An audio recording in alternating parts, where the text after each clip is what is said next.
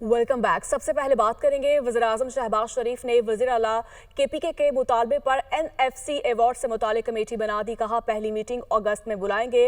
मुख्तलिफ अदवार में खैबर पख्तूनख्वा को तकरीबन 700 अरब से जायद फंड्स दिए गए। 2010 में NFC अवार्ड का पहला एजेंडा आइटम खैबर पख्तूनख्वा में इंसदाद दहशतगर्दी का था। वज़ीर आला साहब ने दूसरे यहाँ पर मुतालबात किए हैं।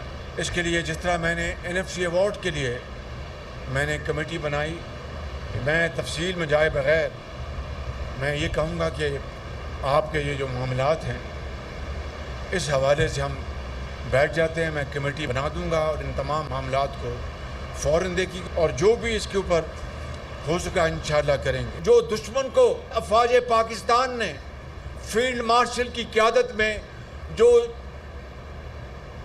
जिंदगी का सबक सिखाया है वो क़यामत तक का हिंदुस्तान कभी भूलेगा नहीं, बिल्कुल। और मोदी सरकार अपने ज़ख्म चाट रही है शिकस्त के और गुस्से में है, हैजानी कैफियत में है और कभी कहते हैं कि अपना गोली पड़ेगी, पानी बंद कर देंगे। मैं समझता हूँ कि पानी एक एक कतरा पाकिस्तान के अवाम का हक है।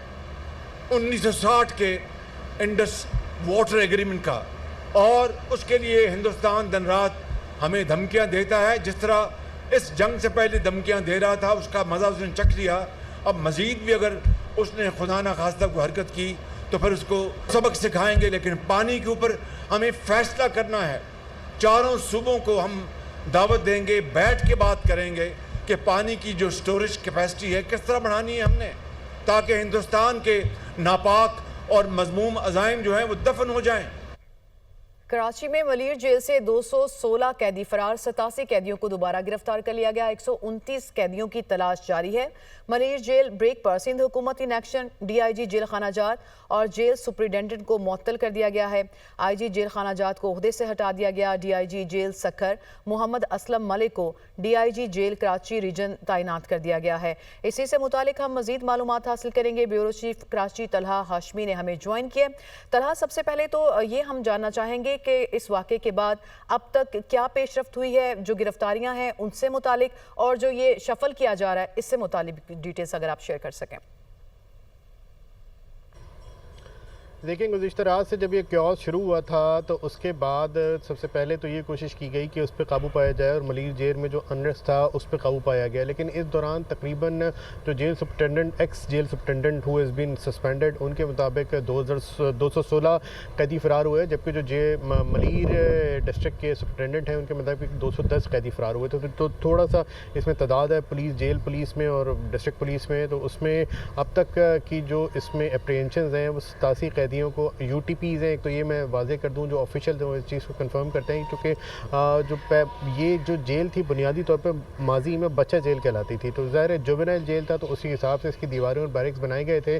तो इसकी जो साख्त है जेल की वो इस तरह नहीं है जो बाकी जेल। अगर सेंट्रल जेल की बात की जाए तो पहले एक आउटर कॉर्डन है जो कि एक बड़ी दीवार है और इसमें उसको इस कदर मजबूत बनाया गया है कि अगर उसमें धमाकेदार मवाद से भरी गाड़ी भी ला के टकरा दी जाए तो उसको फ़र्क नहीं पड़ता, इतनी मजबूत है। फिर उसके बाद एक और इनर दीवार है, एक और शैल है, फिर उसके बाद फिर एक और दीवार है और फिर उसके बाद अंदर से जो बैरिक्स है वो शुरू होता है। लेकिन ये चूँकि इसकी साख्त पुरानी है तो इसके बाद ये बैरिक्स के फ़ौरन बाद इसका मरकज़ी दरवाज़ा और फिर बाहर वाला दरवाज़ा पड़ता है। तो इसी वजह से जो मुल्ज़मान कैदी थे उनको भागने में बड़ी आसानी रही और उसमें से अब तक 87 कैदियों को एप्रीहेंड किया गया है।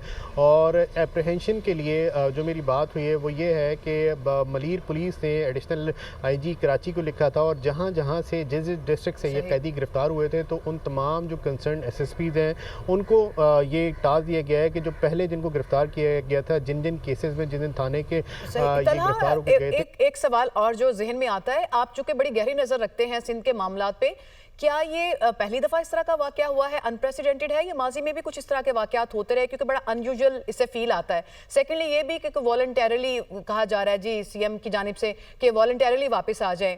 Does it really make sense to you? देखिए ऐसा पॉसिबल नहीं है, क्योंकि एक बार जो पुलिस के हाथ से गया, ज़ाहिर है अगर वो इतना आसानी से वापस आ सकते हैं तो क्या ऐलानात के बाद, जो फरारी तो है नहीं कि कैंप से उतर के आ जाएंगे कि इनको कोई इम्यूनिटी दी जाएगी, ज़ाहिर है इनको बंद किया जाएगा, तो मेरा नहीं ख्याल कि ये मैटर करेगा। दूसरी बात, ये अनप्रेसिडेंटेड ज़रूर है, क्योंकि ऐसा जो मेरी बात हुई आपसे कुछ देर पहले, मैंने चंद जो साबिक IG प्रेजेंस है उनसे बात की, तो ये सेकेंड टाइम है सिंध पुलिस की हिस्ट्री में कैसा हुआ था। MRD की एक तहरीक थी जो कि चली थी और दादू जेल पर हमला करके तकरीबन 100 से ज़ायद कैदियों को वहाँ पे छुड़ाया गया था। तो पहला वाक़या था सिंध का। दूसरा वाक़या कल का है। ऐसा अनरेस्ट ये दूसरी बार हुआ है और उसमें जो था वो 100 कैदी पहले छुड़ाए गए थे। MRD की तारीख थी, ज़ाहिर है वो 80 के अवाइल की बात है। MRD की तारीख 1981 में शुरू हुई, 1988 में ख़त्म हुई थी। तो दादू जेल में 1984 में जो मेरी बात हुई थी साबका जेल IG से, वो कहते हैं कि इस तरह एक तब हुआ और कल रात में ऐसा हुआ।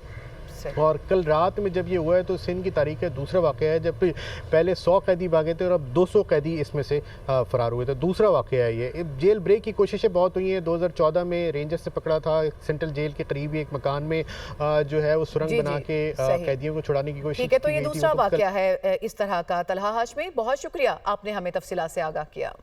कराची के इलाके DHA में कार सवार के तशद्दुद का शिकार फैमिली मंजर-ए-आम पर आ गई। मुतासरा लड़के ने दुनिया न्यूज़ से गुफ्तगू करते हुए कहा, मेरी बहन DHA में दफ्तर में नौकरी करती है। ख़ियाबान इत्तेहाद में दोनों बहनों को लेने जा रहा था। जैसे ही बहनों के करीब पहुंचा तो गाड़ी से टक्कर हुई। लंदन से खबर दें आपको, जहां सदर मुस्लिम लीग नून नवाज शरीफ तिब्बी मुआयना कराकर एवन फील्ड पहुंच गए। अल्हम्दुलिल्लाह तबीयत ठीक है। नवाज शरीफ का सहाफ़ी की तरफ से सवाल पर यह जवाब दिया गया, जबकि उनसे मुख्तलिफ जो है वो मुलाकातें भी हुई हैं। इसी से मुतालिक मजीद हम मालूमात हासिल करेंगे। Director international affairs Haseeb Arsalan ने हमें ज्वाइन किया। हसीब, क्या मसरूफियात हैं मजीद नवाज शरीफ साहब की वहाँ पे, और किन किन लोगों ने उनसे मुलाकातें की हैं, किस सिलसिले में? जी बिल्कुल, कुछ देर पहले, कुछ घंटे पहले नवाज शरीफ जो है अपने तिब्बी मुआयने के लिए जो करीबी अस्पताल है वहाँ पर गए। उन्होंने अपना चेकअप करवाया और जब वो वापस आए तो उनकी बलूचिस्तान से आई हुई दो जो कराटे सिस्टर्स हैं, जो गोल्ड मेडलिस्ट भी हैं और सदारती अवार्ड याफ्ता भी हैं, उन दोनों बच्चियों से उनकी मुलाकात हुई, जिसपे उन्होंने बड़ा अप्रिशिएट उन दोनों को। उन्होंने कहा कि हमारी जो खवातीन है वो बड़ा पॉजिटिव रोल प्ले कर रही हैं और उन बच्चियों से उनसे बल्कि पूछा कि उनका लंदन में कितना क़याम है। और उन बाद में जब उन बच्चियों से हमारी बात हुई तो उनका भी ये कहना था कि हमें जिस तरीके से हमारी मुलाकात नवाज शरीफ साहब से हुई है उससे बिल्कुल ऐसा नहीं लगता कि हम पहली दफ़ा उनसे मिले। सो अभी जो चेकअप है उनका वो जारी है, मुख्तलिफ मुलाकातें जो है वो भी साथ साथ जारी रखे हुए हैं। और हमारे ज़रा ये बताते हैं कि ईद के फ़ौरन बाद एक वर्कर्स कन्वेंशन जो है उसका भी एहतमाम किया जा रहा है यहाँ पे लंदन में, जिसमें नवाज शरीफ जो है वो खसूसी शिरकत करेंगे और बरतानिया में जितने लीगी कारकुनान हैं उनसे मुलाकात भी करेंगे और उनसे खिताब भी करेंगे। हसीब अरसलान, बहुत शुक्रिया, आपने डिटेल्स शेयर की। Chairman joint chiefs of staff committee general Sahir Shamshad Mirza का कहना है कि इंडिया के साथ हालिया तनाज़े के दौरान 96 घंटों के दौरान जो कुछ हुआ वो मुकम्मल तौर पर पाकिस्तान ने खुद अपने तौर पर किया और कहीं से कोई मदद हासिल नहीं की। सिंगापुर में शंग्रीला डायलॉग के दौरान BBC को इंटरव्यू में उनसे सवाल किया गया कि चीन से पाकिस्तान को कितनी मदद हासिल हुई, क्योंकि ऐसी रिपोर्ट्स आई हैं कि चीन ने पाकिस्तान की मदद के लिए सैटेलाइट्स की पोजीशन बदली। जनरल साहिर शमशाद मिर्जा ने कहा कि इस दौरान हमने जो आलात इस्तेमाल किए वो यकीनन ऐसे ही हैं जैसे इंडिया के पास हैं। DGISPR लेफ्टिनेंट जनरल अहमद शरीफ चौधरी ने हिलाल टॉक्स प्रोग्राम में असातिज़ा से गुफ्तगू में कहा, बलूचिस्तान कभी पाकिस्तान से अलहदा नहीं हो सकता। ये हमारी मईशत और सकाफत में रचा बसा है। भारत बलूचिस्तान में दहशतगर्दी का सरपरस्त है और पूरे खित्ते में अदम इस्तेहकाम की जड़ है। ईद कुर्बान में चंद रोज बाकी रह गए हैं। शहरियों के मनपसंद जानवरों की खरीदारी के लिए मवेशी मंडियों के चक्कर लग रहे हैं। किसी को बैल पसंद आया है, किसी को खूबसूरत और तगड़े बकरे और दुम्बे की तलाश है। मुख्तलिफ शहरों में खरीदारी की क्या सूरत हाल है, जानेंगे अपने नुमाइंदगान से। बिलाल अहमद हमें फैसलाबाद से ज्वाइन कर रहे हैं। ज़ैनब गुरदेजी मुल्तान से हमारे साथ होंगी। हसन अली कोयटा से हमारे साथ हैं। सबसे पहले फैसलाबाद की सूरत हाल जान लेते हैं। बिलाल, आपके तो बड़े चक्कर लग रहे हैं मवेशी मंडियों के, हमें अपडेट करने के लिए। आज कोई सूरत हाल में बेहतरी देख रहे हैं आप? दिन कम रह गए हैं ना अब ईद में? जी बिल्कुल, देखें जिस तरह हमारे चक्कर लग रहे हैं इसी तरह शहरियों के भी चक्कर लग रहे हैं और उसकी सबसे बड़ी वजह फैसलाबाद की मंडियों में जानवरों के रेट्स हैं जो कि कम होने का नाम नहीं ले रहे। और अब क्योंकि 3 दिन बाकी रह गए ईद में तो इस वजह से शहरियों की कोशिश तो पूरी है कि जब मंडी आएँ तो जानवर खरीद कर ही लेकर जाएँ, लेकिन आवता का सिलसिला जो है वो अभी तक जारी है और व्यापारी जो है वो अड़े हुए हैं कि वो अपने मनपसंद दाम ही लेंगे और ग्राहक जो है वो जेब में पैसे तो लेके आते हैं लेकिन वो व्यापारियों के मुताबिक जो है वो उतने नहीं होते कि वो जानवर जो है वो खरीद सकें। तो मंडियों की अगर सूरत हाल आपको बताऊं तो रश खासा ज़्यादा है, ख़रीदारों की तादाद भी खासी ज़्यादा है और जानवर भी बड़ी तादाद में लाए गए हैं। तो मुख्तलिफ तरह के जानवर हैं, जिसके अंदर हमने देखा कि करोड़ों की बातें भी यहाँ पे हमने होती हुई सुनी हैं। तो जानवर ख़रीदना जो है वो एक मिशन की तरह से शहरियों ने लिया हुआ है और इस मिशन को कामयाबी मिलेगी ये तो आने वाले दिन ही बताएंगे। तो बच्चों की बड़ी तादाद जो है वो भी हम देख रहे हैं क्योंकि स्कूलों में छुट्टियां हैं, तो बच्चे जो है वो वालिदैन के साथ आते हैं, अपनी पसंद का जानवर जो है वो यहाँ एक मिशन समझा जा रहा है। बिल्कुल, आप हमारे साथ ही रहिएगा। मुल्तान से ज़ैनब गर्देजी भी हमारे साथ मौजूद है। ज़ैनब से जा लेते हैं। ज़ैनब, बताइएगा, भाव ताव का सिलसिला तो जारी है, लेकिन इंतजामात कैसे देख रही हैं आप मंडी में? जी बिल्कुल, मुल्तान में इस वक्त 6 जो है आर्जी मवेशी मंडियाँ लगाई गई हैं और मैं नागशाह बनाई गई मवेशी मंडी में मौजूद हूँ, जहाँ पर अगर कीमतों की बात करें तो जानवरों की जो कीमतें हैं आसमान से बातें कर रही हैं। मुख्तलिफ इक़साम के छोटे बड़े जानवर जो हैं यहाँ पर लाए गए हैं। बकरों की बात करें तो मुख्तलिफ नस्लों के बकरे लाए गए हैं, लायलपुरी हैं, राजस्थानी है, ब्राह्मण है, लेकिन जो कीमतें हैं वो लाख रुपए से भी तजावुज़ कर गई हैं। पहले गुज़िश्ता साल की निस्बत अगर कीमतों की बात करें तो 2 से 3 गुना ज़्यादा इजाफा हुआ है। कीमतें दुगनी और तिगनी कीमतें जो है वो वसूल की जा रही हैं। पिछले साल जो 40,000 रुपए में जानवर मिल जाता था, अब उसकी कीमत जो है 1 लाख रुपए से भी तजावुज़ कर गई है। इसी तरह जो लोग बड़े जानवर की कुर्बानी करना चाह रहे हैं उनके लिए बड़े जानवर की ख़रीदारी करना भी मुश्किल हो गया है। गायें, बैल, इनकी कीमतें अब आसमान से बातें कर रही हैं, लाखों तक बात जा पहुंची है। शहरियों की कुव्वत खरीद जो है वो पूरी तरह। आप साथ ही रहिएगा, कोयटा की सूरत हाल जान लेते हैं। हसन अली हमारे साथ हैं। हसन अली, अभी आपने गुफ्तगू सुनी, जैसे ज़ैनब भी बता रही थी, करोड़ों लाखों की बातें चल रही हैं, तो आपके कोयटा में भी यही सूरत हाल है या कुछ इकोनॉमिकल जानवर भी दस्तयाब हैं यहाँ पे?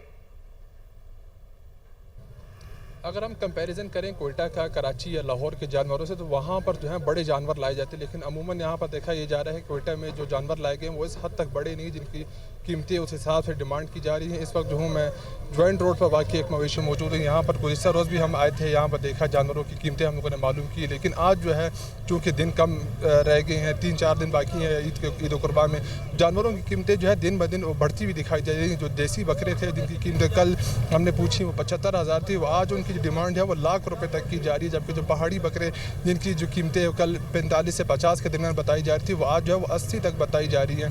और जो अगर दुम्बों का जिक्र करो, दुम्बे जो है गुज़िश्ता रोज़ 45 से स्टार्ट हो रहे हैं, छोटा तो दुम्बा है, लेकिन वो आज जो है छोटे दुम्बे की कीमत भी अभी वो 80 से 85 के दरमियान बताई जा रही है। अगर बात की जाए कोयटा शहर के मुख्तलिफ मकामात पर लगाई की मवेशी मंडियों की, तो वहाँ पर बड़े छोटे जानवर लाए गए हैं। जो अगर बड़े कम अज कम ये एक खुशाइंद बात है कि आप कुछ हज़ारों की बात करें, यानी अंडर 1 लाख में कुछ जानवर यहाँ दस्तयाब हैं, ये एक खुशाइंद बात है। बहुत शुक्रिया, आपने तफसीलात बताई। ज़ैनब गर्देजी मुल्तान से आपने अपडेट किया। बिलाल अहमद फैसलाबाद की सिचुएशन आपने बताई, आप सबका बहुत शुक्रिया। माहिर मईशत खाकान नजीब का कहना है कि बिजली पर सब्सिडी देकर हमने इस शोबे को तबाह कर लिया है। उनका कहना था इस साल हम 5.1% मालियाती खसारे का बजट पेश करने जा रहे हैं।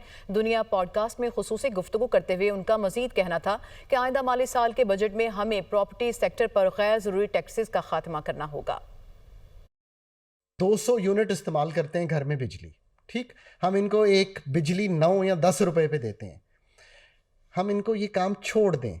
मैंने हमेशा कहा है कि ये जनरल सब्सिडी जो है, इससे बिजली में क्रॉस सब्सिडियां कर करके हमने बिजली के सेक्टर को भी तबाह कर दिया। आइंदा माली साल में प्रॉपर्टी पे जो टैक्स लगे हैं उसकी स्लैब कम करने जा रहे हैं, देखें ना, क्या ये गलत है? देखें, एक तो ये है कि हमने प्रॉपर्टी पे बहुत ट्रांजैक्शनल टैक्सेस लगाए हुए हैं, उनको ज़रूर कम करना चाहिए। प्रॉपर्टी पे प्रॉपर एक तो कैपिटल गेन्स टैक्स होना चाहिए, जो आपने कमाया उस पर टैक्स दें। दूसरा, जो आप यूज़ कर रहे हैं प्रॉपर्टी उस पर एक प्रॉपर टैक्स दें। और फिर कुछ स्टैम्प ड्यूटी और एक हमने FED लगाई हुई है, वो आई थिंक कम होने जा रही है, उसको कम कर भी देना चाहिए, मैं एग्री करता हूँ। पर जो दूसरे टैक्सेस मैंने आपको कहे हैं वो ज़रूर प्रॉपर्टी पे लेने चाहिए। इस दफ़ा हमने 0.9 ट्रिलियन था खसारा, और अब जो बजट आ रहा है लगभग 1.6% सरप्लस होगा, जो प्राइमरी सरप्लस जिसको कहते हैं, जिसमें डेट सर्विसिंग शामिल नहीं है, और 5.1% जो है मालियाती खसारे का जो बजट है वो प्रेजेंट किया। न्यूज़ स्टूडियो से फिल वक्त इतना ही।